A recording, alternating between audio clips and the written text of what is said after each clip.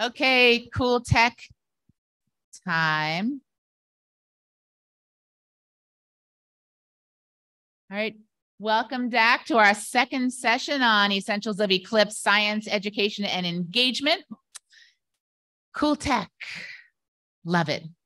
Coming up, we're going to hear presentations on a number of different topics. So Jesse Tomlinson from the Eclipse company will be speaking about technology's role in Eclipse outreach. Kate Russo, on behalf of Kelby Bridwell, will be talking about solar eclipse viewing tents. Yeah, cool. Danielle Gunn, I believe she is online, and she'll be talking second, sorry, about picking the perfect spot. Allison Bierla will be speaking about the Light Sound Project, and Trey Winter from the ERISA Lab on Eclipse soundscapes, and he'll also be doing a presentation on behalf of Mary Kay Severino on getting your community involved in the Eclipse Soundscapes project. So, are we all ready for the online? Everybody's good over on our system? Great. Okay, Jesse, come on up. Thank you.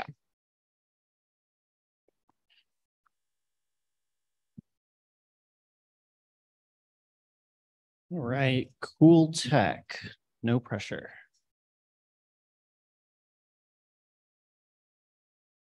All right, hi, my name is Jesse Tomlinson. I helped start the Eclipse company with Stephen Watkins back there in the back. Our mission is to inspire people with technology to pursue orbital perspective here on Earth. Stephen and I have been in the software industry for our whole careers. We've worked everywhere from Fortune 100 companies to Silicon Valley startups. So I'm really excited to talk about how technology can be used in Eclipse outreach. So this all started for me when I was lucky enough to have the 2017 total solar eclipse pass over my house in Greenville, South Carolina. And it's pretty amazing. It was one of the best days of my life. And as the wise Master Yoda said, once you get into the path of totality, it will consume you. I'm pretty sure that's what it means, right? And it definitely consumed me. As impactful as it was for me, though, I was kind of shocked at how many people were so close to the path of totality, so close to an experience that can really be life-changing, but didn't realize the significance or couldn't figure out the logistics of how to get there into the path. So there was clearly room for technology to make a difference. The use of technology in Eclipse outreach is a really massive topic. So I'm just going to talk about how we've approached it as the Eclipse company. So my first point is really just to talk about the limits of technology. We all know this, but I think it's best understood by looking at this thought-provoking piece from René Magritte. In French, this says, "This is not a pipe," because this is not a pipe. This is an image of a pipe. Similarly, this is not a meteor shower. This is not the auroras. This is not the Milky Way galaxy. And this is not a solar eclipse. Now, having seen the 2017 solar eclipse, it really only takes an image like this to really get me fired up, just like Ian was talking about yesterday. It really gets me going, and I'm sure many of you are the same. But we could look at this image for a long time, and it's not really going to elicit a response like this. One. Oh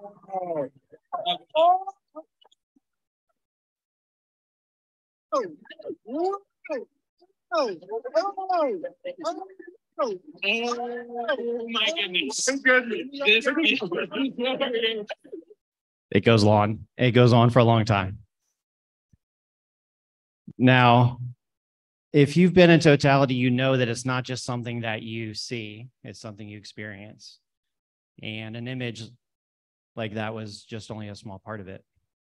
So one of my worst fears as someone in tech is this VR app that Google launched back in 2017. Now, I've seen the VR videos. Again, they can inspire me having seen it, but projects like this are cool, and they can inspire some audiences to, or maybe reach some audiences that aren't able to participate for various reasons. But some people are going to see this and think that the Eclipse experience can be replicated with technology, that you can just enjoy it from your couch with a VR headset. And that's just not true. So this led us to adopt a philosophy that, get the slide again.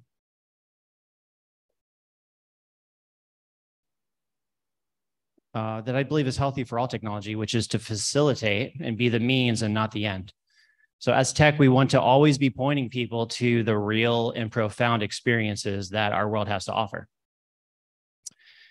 At the Eclipse company, we have 3 things that we try to achieve with technology. So whether you are building apps like we are, or you have a website for your event, or you're just using technology for like social media to reach your community, I think these things can apply. First is to inspire action. So this is another huge topic, but inspiring one audience can lead to misunderstanding by others, like we were just talking about with the VR example. My recommendation is to harness the power of art and design. Tyler had a great talk about this yesterday. Art has the ability to explain things that are beyond words, to give a small taste of the awe that we experience during totality. And that opening video from the Simmons Foundation was a perfect example of this. At the Eclipse company, we've adopted a brand and identity that's bold and striking to try to catch people's attention. We've also styled our Eclipse map more artistically to make that path of totality more intriguing. So whether it's your brand or the aesthetics of your website, embracing art and design can motivate and inspire users to action. Next thing here, reducing friction. So many times users or your website visitors can be overwhelmed by the complexity of Eclipse science. They don't understand our terminology or the advanced concepts at play. The Eclipse rabbit hole runs deep. The sheer amount of information can get in the way of inspiration, like we just talked about. We need to meet people where they are, pick a singular focus, and don't try to accomplish every goal at the same time. Whenever possible, use interactivity to simplify learning and promote engagement. This can take complex topics and make them more approachable. Next, removing obstacles. So this one might be the most obvious, but technology needs to solve real problems. With the Eclipse events, there's a lot of problems to solve. Of course, the logistics around picking a good spot and all the planning of Eclipse Day, that surfaces many of those problems. And Danielle's going to talk about this in the next talk about picking that good spot. But needless to say, technology needs to be practical or none of this other stuff matters. One final thought. Since technology is ubiquitous in today's world, it's important to know who your target audience is. The Eclipse company is specifically trying to help people that I keep meeting and talking to who have not experienced totality. Put another way, if you can't explain the difference between these solar eclipse images or eclipse images generally, you're in our target audience. If you have a different target audience, your technology and the use of that is going to look different than what we're doing. The photography audience that Stephen and Alice with the Ephemeris app, what they're doing is going to look a whole lot different than someone who thinks that totality is just a typo that you're having on your website. So knowing your audience and crafting the use of your technology to that audience can have a massive impact. All right, in conclusion, to recap, technology has limits, but if we point people to the real experiences, that can really put it in the right place. We need to use technology to inspire action, reduce friction, and remove obstacles. And above all, know your audience and craft your use of technology to their needs. Thank you.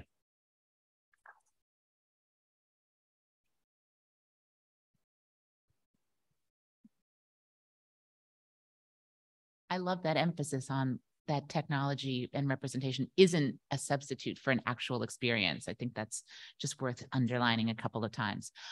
Next up, we have Danielle Gunn from the Planetary Society. She will be speaking on picking the perfect spot, a tool that we can use to, because we've already chosen our perfect spot, but how do we help the public do that? And is it possible for me to run my own slides by sharing my screen? All right, I will do that. Let's see if you share. Looks like I got it. Perfect. All right, everybody can see that okay? Yep. Thank you.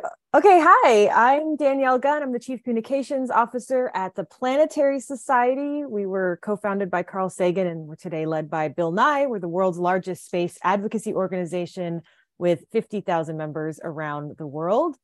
And our job is to help people discover the wonder of space. It's what we're all about, what we're very excited about. The catches with this is that most people aren't tuned into space like you guys and I, like you and I are.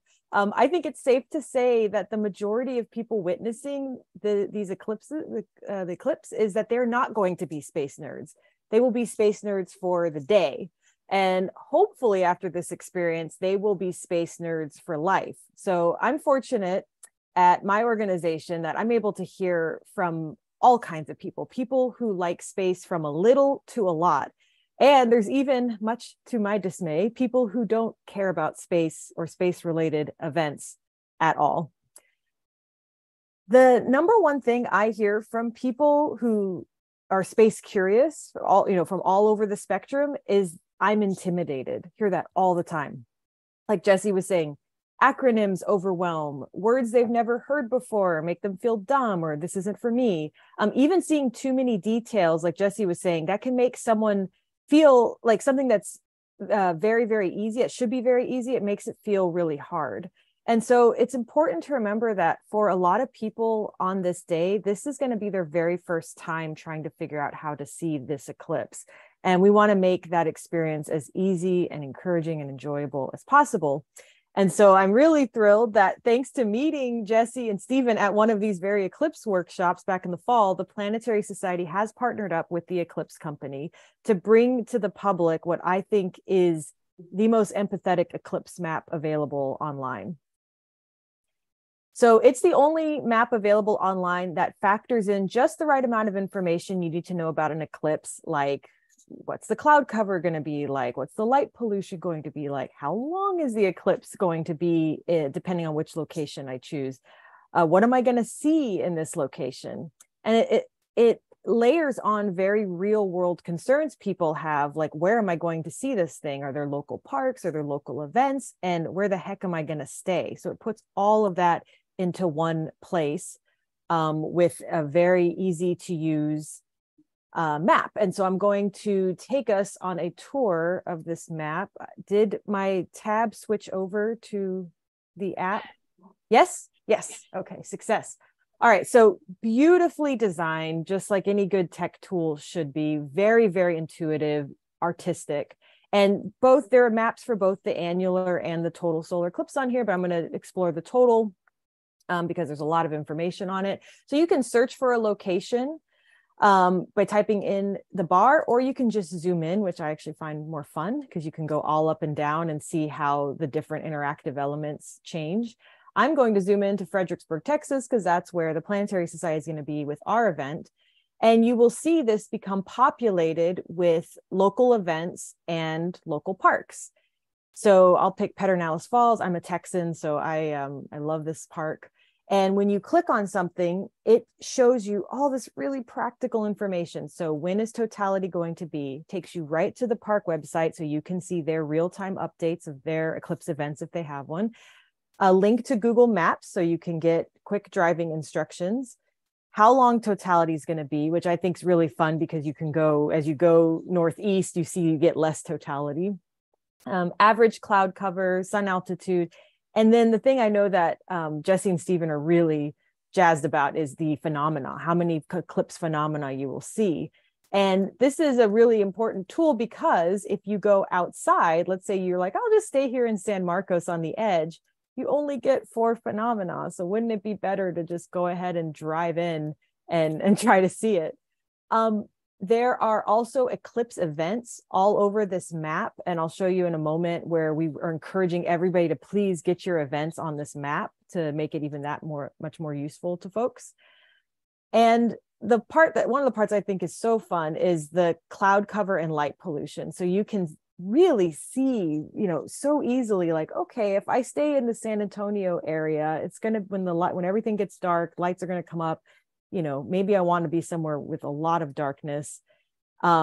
And layering on the cloud cover, like I can easily see this Rock Springs area could be a really interesting place to go see the eclipse. And oh, there's a park right there, and I can see if they've got an event.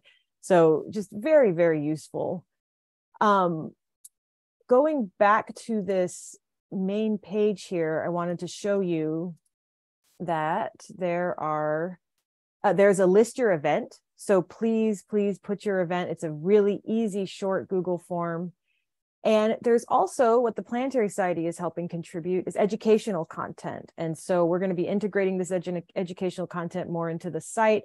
One that I'm especially proud of was inspired by this very workshop in the fall. Someone mentioned that there are lots of eclipse words, and do they like syzygy and all those kinds of words?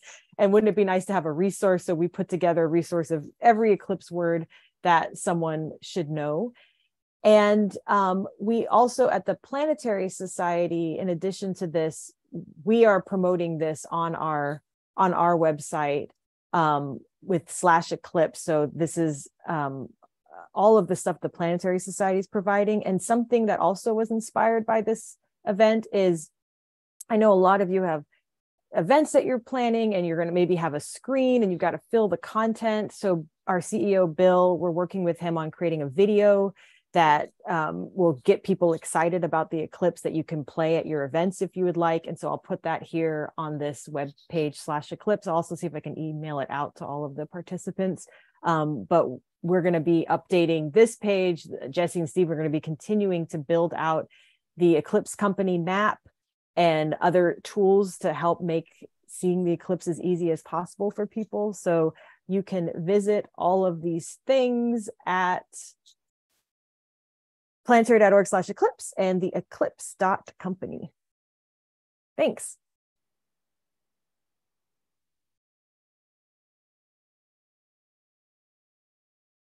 That was fascinating. Thank you so much. It was great to see that. And we have Kate presenting in place of Kelby Bridwell on solar eclipse viewing tents, how to actually make these things. Okay. Was Daniel needs to stop. I need to stop sharing, and I lost my my Zoom option here. Can someone kick me off? Oh, here we go. Thank you. Thank you. So I'm not Kelby. Kelby is the superintendent at Garner State Park, and he's going to be hosting the Solar Eclipse Village that we're doing in Uvalde County.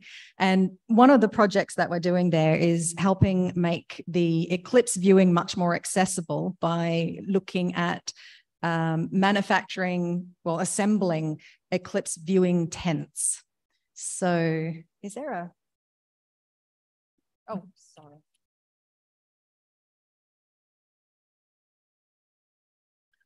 So after 2017, Derek Pitts actually shared information about these tents, and everyone got very excited because, hadn't really thought of it before.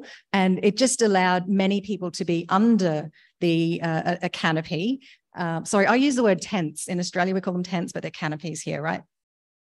So people can go underneath. And so for those who find it difficult to use glasses or have mobility problems, they can stand underneath, look up, and then it's actually filtered. It's mylar there, and then you can see the eclipse as it progresses.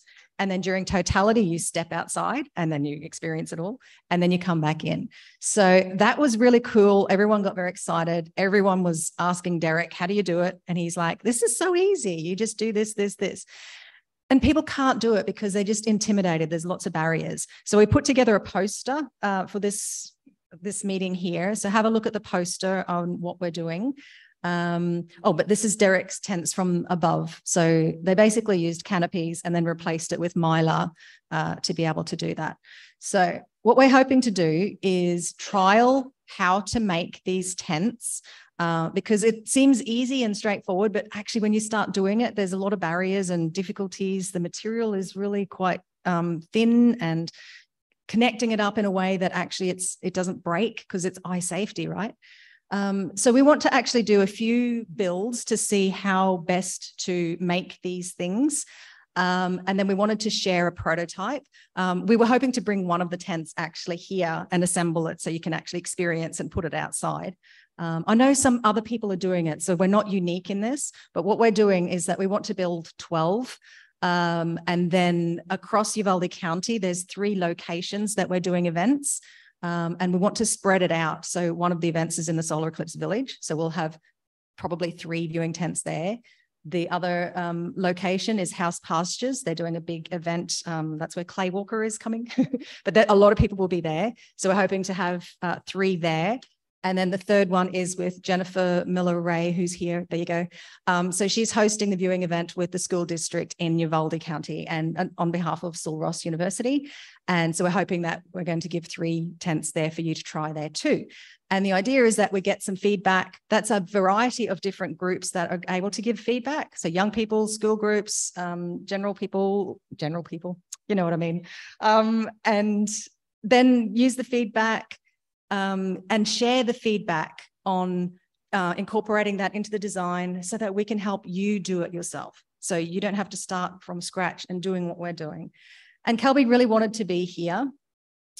This man is just so incredibly busy, and he's the superintendent at Garner State Park, and he loves a challenge. He just loves it. And even though he's got such a busy schedule, he's been trying to get the prototypes going. And so he's been working around the clock. He has sent 2 videos. So he's going to be talking to you. This was done 2 nights ago. So it was actually very late at night. He was trying to get it to bring here.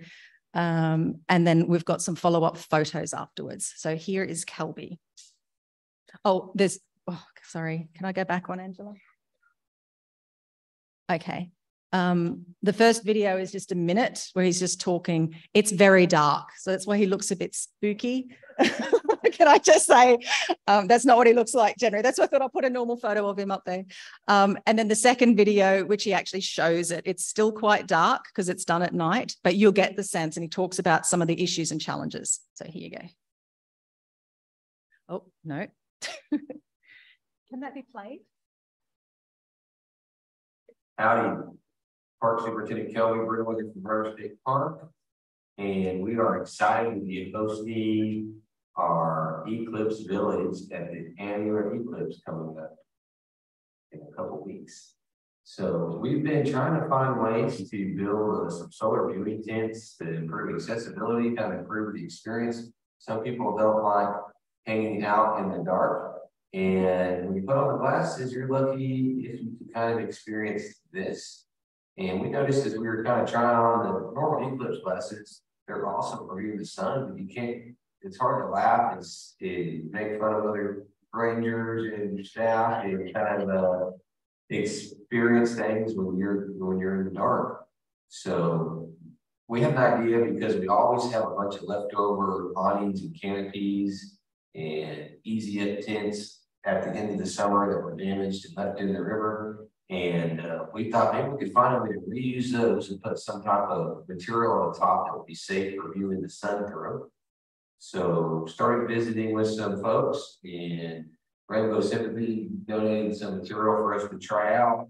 And I thought we had a home run, and it turns out we learned it's not the best form because of several different things. So I'm going to try to turn on some lights. We're going to model a mood. It's about the position where the sun's going to be, where I have it set up right now here in the Eclipse. And I'm going to show a few different designs and some lessons learned. And some lessons learned the hard way after doing sampling with small pieces of material that act a little bit different, as we know, we put them with a little bit of wind and put them in a tension and canopy setting. So apologize for the amateur photography, and I'll see if we can make this work. The next one.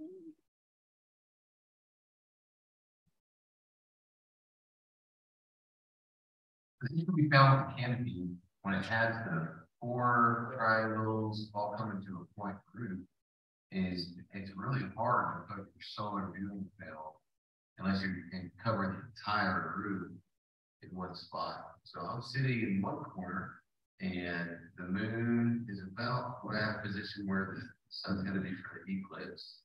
And this is a 10 by 10 structure. And if I'm sitting in one corner, you can kind of see the moon is in this quadrant. If I move to the center, it's shifted over here. It doesn't take me much moving to the right. You see where it goes. And in this corner, you're already barely catching it. So you'd have to have a pretty good piece of material for multiple people to be able to kind of sit around and experience. So we've decided to combat that. We go with a just 2-panel roof. We can adjust the legs up and down. And we came up with this large panel, and we'll position it where the sun's going to be, and everybody will be able to look through the 18-inch by 6-foot screen. The challenges we found when we tested the material with room darkening curtain material, it was great on a small scale of wooden grid. Now, let's see, if you stretch it, you can see this 15 just from a really light wind where it had it in fire and it started to come. We tried to go with the Z-stitch, give it some room to move and not rip. And this is just a standard hometown we feed and some room darkening curtain fabric that we thought would be good. And would likely last, if you set it up an hour before the event, get with some people. We could probably look at taping some of the stitches to improve the gripping. It's not going to be strong enough. This is about the same thickness, a little bit bigger than you find in the exchange classes. This was donated by Real Sympathy for us to try. Really awesome stuff. But in this application, we ran into quite a few challenges. The hopes were to extend some panels of this darkening fabric and then wrap the sides with the standard tint. This is one panel of larger tint that we hope to do several sections across the middle with, and maybe do some high, some low, and have it go, we add an extra 8 feet, we have 30 foot of tint for groups to be able to get under. After just experimenting with this section, it's not going to work like we wanted it to. So our next plan, and I might have some video for, was using a hard metal structure, removing a panel of the roofing metal, the mark panel, and then putting this across and tipping it to the air where folks can get underneath the metal. So we'd be using a hardboard structure and the film, and it wouldn't have the ability to blow in the wind as much as the fabric. So we've learned some things. We're having fun. We look forward to trying some stuff out. We'll have some stuff during the annual eclipse. And sorry we couldn't make it. We look forward to having y'all out at Garner for the annual eclipse and our solar village. Appreciate y'all and the work you're doing, and look forward to learning more. Thanks.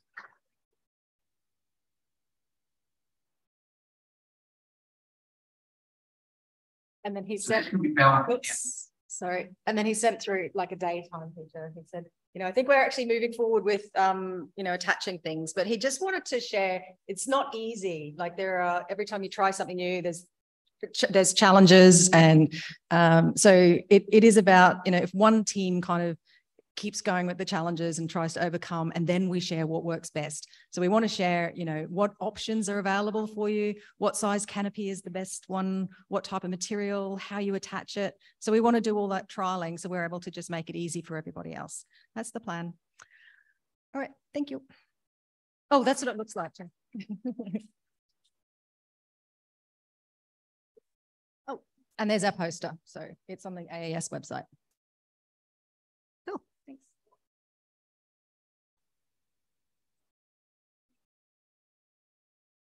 Next up, we have Allison Bierla from the Light Sound Project with a light sound device. All right, I'm not quite as tall. Oh, tech session. Okay, can you hear me? We're good? Okay. Hi, I'm Allison. I'm with the Light Sound Project. It kind of takes a team to do some of these projects, and it takes some funding. So it started with the AAS, thank you, helping us run our first workshop. IAU currently funding, and National Science Foundation. Nope. The down one. Okay, for future people, down. Okay, so it also takes a team. So and it's a small team, but it takes a lot of work. So Soleil Hyman started working on the project when she was an undergrad at Harvard. She's now a grad student at the University of Arizona. She's done a ton of work on the software and hardware redesign. Really important in the early design of this and concept. Wanda Diaz-Merced was heavily involved. She's a blind astronomer. It's kind of her idea and a conversation with us that kind of made this project come to be. And Daniel Davis kind of poofed this project into existence. He's a demo guy at Harvard, so he kind of like takes ideas and makes them. So he built the first prototype, and now Elliot Richards, an engineer, working with us to help redesign and help build or redesign our device to help us build it quicker. All right, so what the heck is the Light Sound? Light Sound is this device here. It's an accessibility tool. It was designed for blind and visually impaired, but we realized that sighted people also can use this and enjoy it. I'm going to go through some technical details for those that don't understand or don't care. It doesn't matter. You don't need to understand. But it uses Arduino hardware. It's got a light sensor on the back here, and basically takes the light and converts it to sound. So just outputting it based on light intensity, very simple concept. You can output it through headphones, so you can have kind of an individual experience, or you can connect to a speaker and kind of project to a group, have like a sound listening. Kind of, I was inspired by the astrophotography thing, like you can have like a sound section kind of like that if you wanted. It runs either on a 9-volt battery, or the new ones run on a rechargeable lithium ion. Super cheap, easy to build. I'll talk about the workshops that we teach students to build. And importantly, everything's open source. So if you're interested and you want to learn more, everything's online, English, Spanish, French. We are going through Canada now, so we converted our documentation to French. Software, everything's up on the website for folks to access. So this is what the inside looks like. These are both the same devices, but so the wired one here on the left, and then our new printed circuit board version. The big difference is, well, the lithium ion battery. So now it's rechargeable. Also, it takes 15 minutes to build the one on the right, a couple hours on the left. So different teaching concepts. When we get to the workshops, I'll talk about that. But basically, for those, again, that are interested, the circle part in the middle there, or that long top one, is the microcontroller board. So it's where the code exists. So the light comes in through the light sensor, goes through the microcontroller board, gets mapped to the MIDI board, which is where the sound gets, so it gets mapped to an instrument. So the way we've done it, and of course you can edit this if you don't like these instruments, but bright light goes to a flute sound, and then it goes to a clarinet, and then it goes to like a low clicking sound.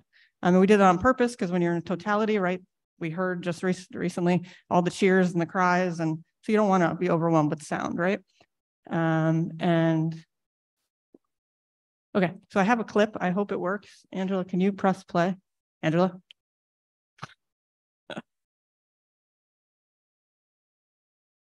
Okay, so this is bright light. This is kind of a demo of what might happen in an eclipse.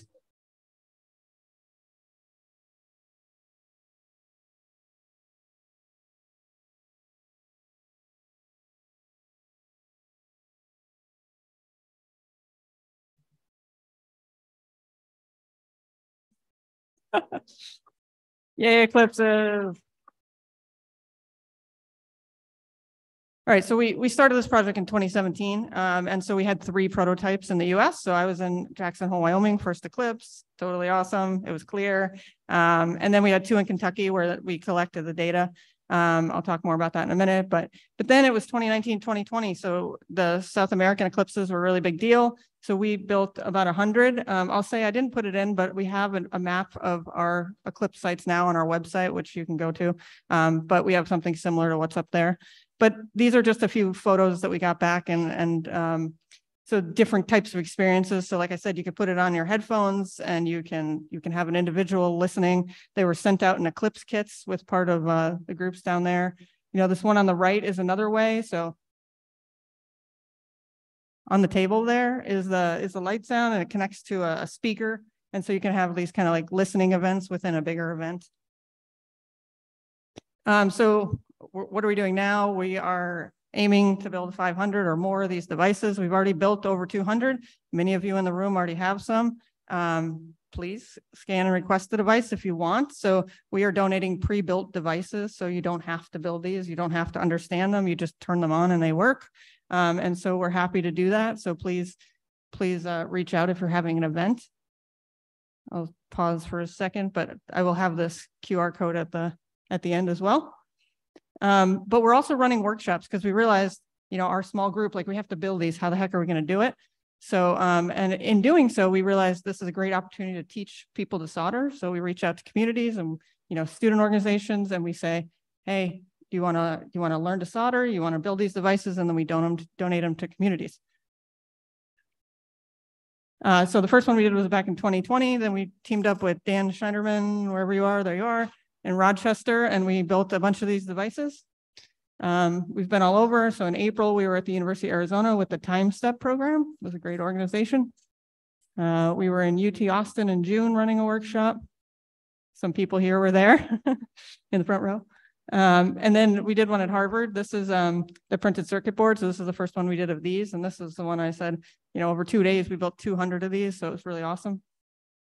And then just a few days ago, UT San Antonio, thanks for hosting us. I'll point out to Tiffany here. She built this device. So Tiffany had never soldered before. And by the end of the day, she built 3 of them. And now she's going to be running workshops for us. So really, really exciting. And that's how this project can be sustainable, is like training people and then having people take over. Okay, so just in the last couple of minutes, I'll just show this a few things. We're not that techie. We don't have this really great website, but it has all the information you need. So down on the right are the instructions to build, operating instructions, wiring diagram. Our cases are 3D printed, so you can print them at libraries if you want. The GitHub where all the code exists. We also have software plotting tools, so you can collect the data. So I think, I don't know if I said this, but on the side, this is a port that connects to a computer. So that's how you would recharge the battery. It's also how you would, you can connect to a computer and collect the data and then plot it, which I'll show on the next slide. And then of course, the link to request a free device if you want. On the GitHub site, again, if you're interested, the first one is the code that actually runs the device. And then the next 2 are the plotting and logging software. This is also just if you're interested in collecting the data, because a lot of you have devices and you said maybe, we're going to send out information on more instructions, but the instructions are there, but we'll summarize it for you. But this is how you would do it through the Arduino IDE, collect the data, and then it plots for you. And this is just an example set up from the 2020 Eclipse in South America. So you can set up the device on a table, connect it to speakers and to a computer, and you can collect the data and make a little plot. We have a Discord server. If you use Discord, I don't know, Soleil's managing that for us. So you can reach out and ask questions. Again, our website, and if you want to scan for a device, and thank you.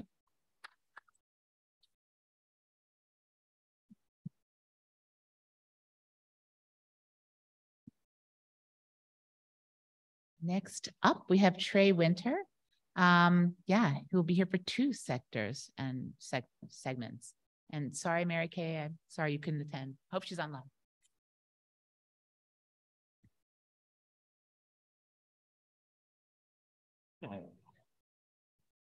Hello, everyone. My name is Trey Winter, and I'm the co-founder and chief scientist for the Advanced Research and Inclusion and STEAM Accessibility, or ARISA Lab. STEAM standing for Science, Technology, Engineering, Arts, and Math, because we think all of that is very important. We are currently a NASA partner for this project, and I will be representing myself, but also the co-founder of ARISA, Mary Kay Severino, who also acts as our education director, who unfortunately has come down with COVID, and I just got a text that her fever's come back. So she will not be able to attend this workshop or the other ones that we're doing in Texas and the surrounding area, unfortunately. So I'm here to tell you about the Eclipse Soundscapes Participatory Science Project. This is a NASA-sponsored project, and I'm supposed to press the one with the nub, which is not that one. It's that one. It's the down. I'll get it eventually. I'm a scientist. I can be taught. So the Eclipse Soundscapes project started in 2017, and we have a map of the 3 eclipses that have happened in a ridiculously short period of time in the US, the 2017 eclipse, the October 14th annular eclipse, which is coming up, and the April 8th, 2024 eclipse. So Eclipse Soundscapes will have participated in all these eclipses. And thank you so much, Michael Zeiler, for letting us use your maps on our website. These have been a tremendous resource, and we've been sharing it and your website to the greater community. I cannot thank you enough. But in February of 2017, I was working with people who are blind, visually impaired, including Dr. Wanda Diaz-Merced. And I was charged by NASA to help make the eclipse, help engage the American public and the eclipse with a special focus on people who traditionally are underrepresented. And there's no group that is more underrepresented in astronomy than people who are blind, low vision. So that was the group that we decided to try to work with. And I told a story about a friend of mine's first eclipse experience. And just a question, when Kate was showing that movie, and it was like at the night, and he was explaining it, the tarp, you saw the moon, but what did you hear? Crickets. You heard crickets everywhere. A friend of mine experienced the 1999 eclipse in the UK, and he said that when totality began, the field that he was in was completely quiet, and then all of a sudden it erupted in a chorus of crickets. He says, like somebody turned on a cricket switch. And then at third contact, when the eclipse had kind of started, the first rays of sun, it was like somebody turned that switch off. And when a colleague of mine who is blind asked me what an eclipse was like, and I was delivering the great thermoform tactile books to her library at the time, but she asked me what it's actually like, and I couldn't think of a non-sighted way to explain it, but I remembered that story. And so I conveyed that story. That story had impact to her.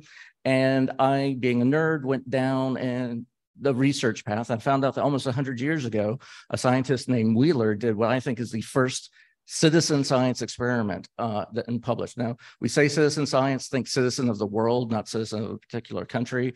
And we're advocating for participatory science because we want everybody to participate. But what the scientist Wheeler did was just put ads in the newspaper and asking for people to watch and observe the natural world and send back their observations to them, and they would publish it. And what we learned from this, again, maybe that way, is that eclipses are not just a visual experience, which we all think of. Right. People sent back not only, how their landscape changed, but they heard changes in bees and crickets and in some animals. They also reported the temperature changes that they felt. So eclipses are a multi-sensory experience, and that's one of the things that we really try to promote, so that whatever senses are available to you, or whatever senses mean the most to you or speak the loudest to you, those are the senses that you can engage with during an eclipse. So we have made several ways to have people participate in the Eclipse Soundscapes project, and we've created a series of different roles. Now, we are a NASA citizen science project, which means that we have to do science, and our purpose is to engage the general public and not just learning about science, but doing the science with us, actually having an active role in that science. And the science that we're doing is trying to understand how eclipses impact life on Earth, but particularly wildlife during these eclipse times. And I love that because I know that astronomy is important to life, right? We are all star stuff. We are made of dead stars, but that's kind of a hard leap to make to a lot of people. During the eclipses, people will actually experience how something out there affects life here. And that is a powerful teaching moment.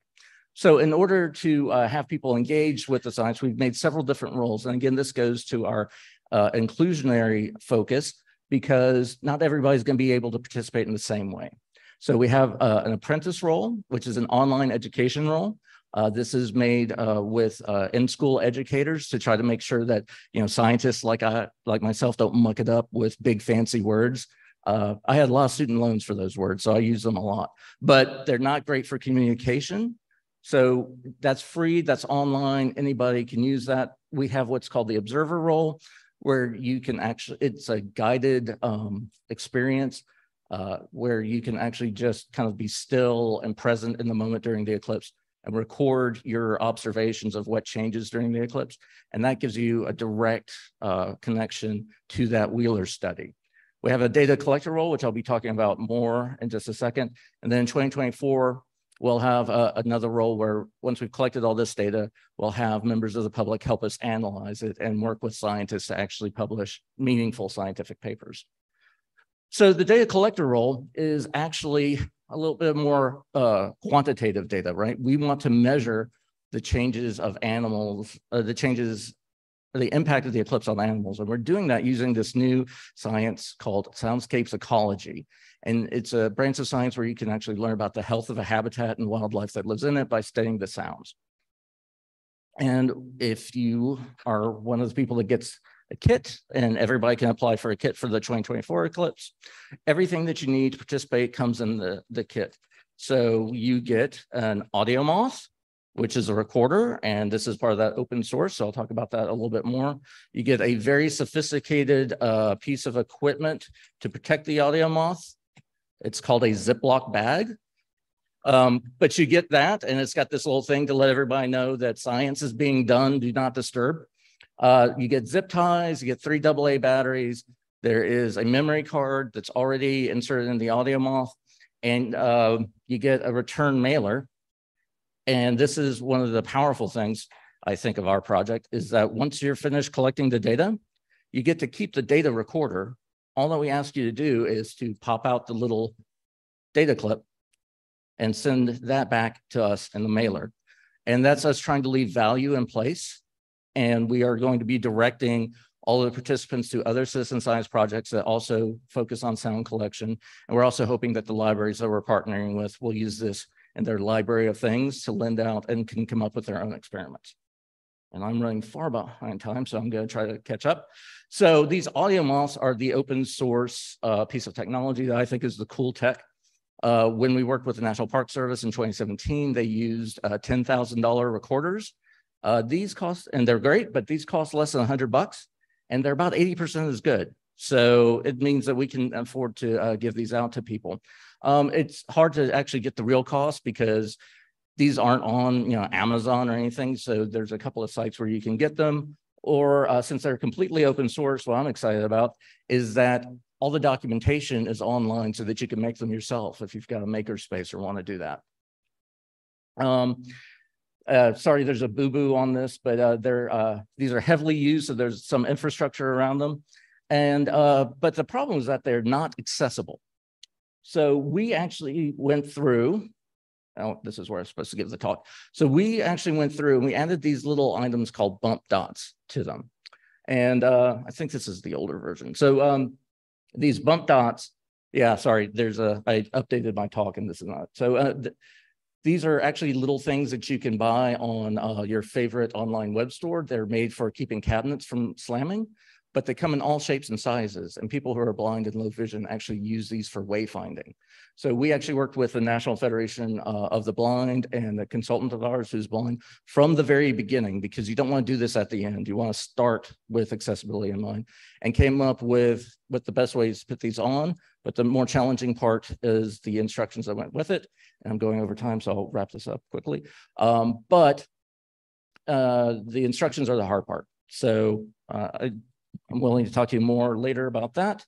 I just want to share this quick resource called webaim.org. We made everything website accessible, and that's sometimes challenging for people to do, but there's a free online tool so that you can test your stuff. And I highly recommend that everybody use it, but that's a great starting point, but I wouldn't suggest that that be the end point. We have lots of great resources, and I'm willing to talk to you more, but we've made these resources with educators in mind. So everything has NGSS standards. There's content and language, there's language demand, there is the structure for it. There is differentiation if you need WIDA. So if you have English language learners, there's also all these different resources that can be used not just by formal educators, but also informal educators. So there's worksheets, handouts, all this stuff is accessible. It's made to be accessible and it's on the website and it's made to meet educators' needs specifically. Lots of things that you can actually do and learn about for your events. And I'll just leave this up here. So if you want more info, that QR code will take you to our site. And we've got lots of useful videos. And those videos are made with accessibility online. We have a YouTube channel, so they have video information, they have audio information, and they also have closed captioning and text information. And that's our core of putting all of the information that you need to do the experiment in multiple different formats, in multiple different ways. So the way that works for you is available. And with that, I will take any questions, or are we going to wait till questions to the end? But that's our project. I ran through it kind of quickly, so please feel free to come up and talk with me. Like I said, there's ways to participate in the annular eclipse, but we don't have any more kits. I made 215 of these kits by my own little dainty hands and sent them out to libraries and National Federation of Blind chapters. So we're out for the annular, but there's more to come for the total. But everybody can participate in the observer role. Yeah. Questions for everyone? Questions, observations? I'm going to tap Dan Schneiderman. Oh, he's raising his hand already. Good.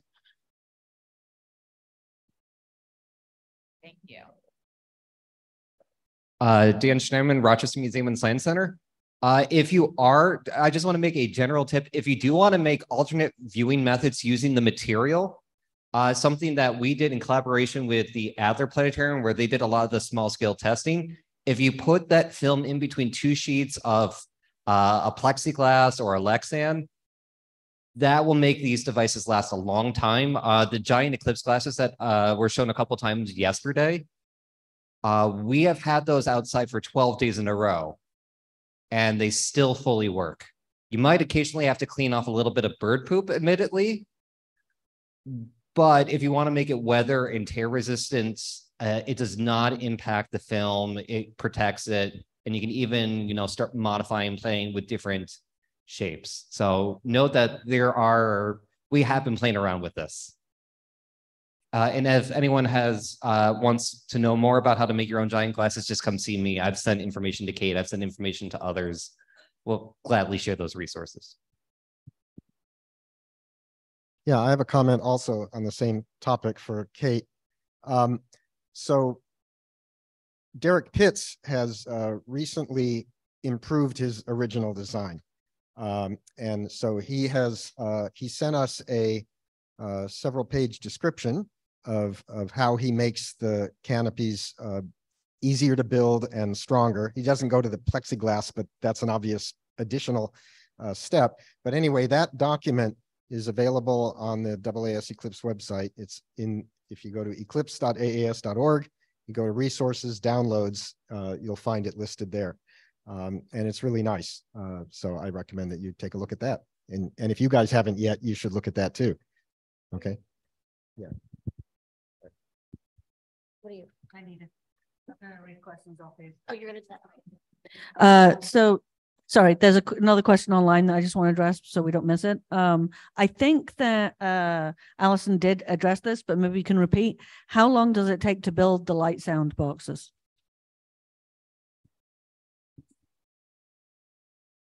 Can you hear me? Okay. Yeah. So the wired version, again, even with no soldering experience, you can build in a couple hours. The new printed circuit board takes about 15 minutes.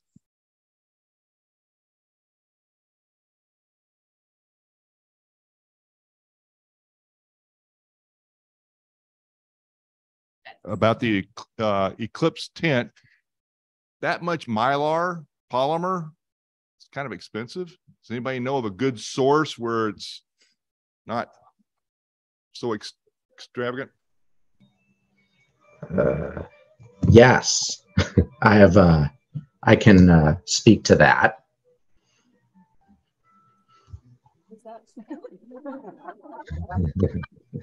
My name is My name's Jordan Katz. I represent Graphics Plastics. We're a plastic film manufacturer distributor, and we supply a variety of polyester films, including we're now manufacturing 60-inch wide eye-safe black eye-safe film, which we're making available for the total Eclipse. We'll be rolling out in the next couple weeks. But we also supply up to 60-inch wide clear polyester film, which could be used as an overlay in various thicknesses if you wanted to use strips of film or provide an extra layer of protection. And it's available in roll stock, so it's easier to deploy. Is it expensive? Well, the clear plastic film isn't as expensive. And if you go out there and Google graphics, Grafix, you can find rolls of our clear plastic film all over the place. Our eye-safe film, we're actually releasing over the next couple of weeks, and we can make that available to some of you who want to experiment with it during the annular eclipse. Are you able to put your details, because we don't know who you are, maybe in the chat, if you just put your details, everybody can see that. And then you'll get inundated with queries, I'm sure. And if you can send me an email as well, just kate@beingintheshadow.com. Yep. Thank you. There's a fantastic example that I think Rick Varner just brought out. Yep. Rick just brought out his example back there. Woohoo. So you can see it in the It's back. pretty cool.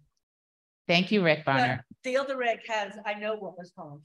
Well, Yes, the broken record wants to say that we link to the Thousand Oaks film on our website at eclipse.aas.org in the safety section. Yeah, if you look at our list of suppliers.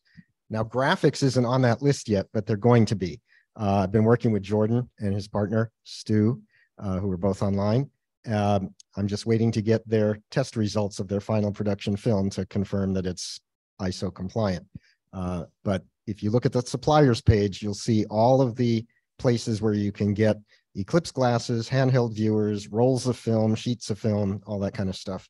And as I said, I expect graphics to be on that list very shortly. And I know Kelby's not here, but what he would want to say is that his goal is to do a permanent structure, to have like a permanent roofing on the solar pavilion that will be there. So that's his ultimate goal, but it won't be done for the annular eclipse. It'll be done for hopefully the total, he thinks. He's very optimistic though. We have a couple of other online questions. Jordan, I think for Allison asked, have you tried heat welding? No. I don't see who else that would be for. Kate, for Kate, correct. have you tried heat welding? Not answer That's correct. She cannot answer that question. How do you address the problem of surrounding light reflecting from the backside of the filter sheet? I believe that's also for you. In fact, Rick might want to answer that question. The other Rick, Rick, because you were talking about that yesterday.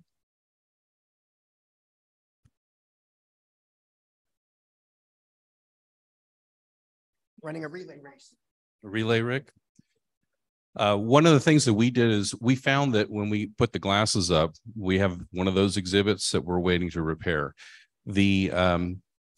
Looking through the back of the glasses, we saw the reflection of the building and the ground. We have a little sunlight issue here in Texas. And so, and temperature. So what we did is before I got the glasses, we actually started this PVC design because I had a bunch of PVC pipe and we bought the Mylar protective filter. And so it's between the two plexis. What I did is I sealed it with the clear tape so that the edges of the Mylar stuck together. And then that is all screwed together so that all of that is like compressed like a little sandwich. And we had the same issue with this. So you'll see that there's a whole bunch of like cup hooks on one side. I have blackout curtains that we hang over the back of it. And there's a whole lot more PVC that goes to that. It's kind of like an awning type of arrangement. And we create what looks like one of the old school voting booths that you step into so that you can see inside of it. It's still in development. It hasn't been out but a few times with our work studies, because they're the ones who do the work of assembling all the PVC pipe. It felt like a Mario brother and a plumber for a long time. So I've handed that off, but that's the main structure of it. And our last online question is a question for Jesse. Great map project. How does the Eclipse company fund its work? Nights and weekends is what we're doing right now. So just a lot of hard work. We do have we're an affiliate with booking.com to help with lodging. So if you kind of tap through different cities, you can try to find lodging available there. But we're exploring still like more advanced tools to maybe help communities surface things in their area. I'm not sure if Sweetwater's still here, but some of that stuff yesterday they were talking about, just parking situations that are popping up out of nowhere. We're not going to find a data source that we can show that on the map, but communities they have the best knowledge of their area, and maybe given some tools for them to be able to surface these good areas, good places to stay, good places to park, good places to attractions and things like that. So we're still looking at stuff. So yeah. I just wondered if there were any additional uses for the light sound devices beyond an Eclipse experience. Like, what's another way we could use that? Yeah, so I definitely want to emphasize too that it's a great like teaching outreach tool. So anything you can think of with light, like so variability when you're explaining eclipses, you can do anything with varying light. We've done like, stellar variability, things like that. I think we should crowdsource ideas and think like what people are using them for or what people want to use them for. And of course, building them is a great way to teach people how to solder. But yeah. We're actually over time at this point. So I think we're going to break for lunch. We'll see you guys back here is it an hour? Is it 12 or 12:45? Yes. Thank you so much to our panelists.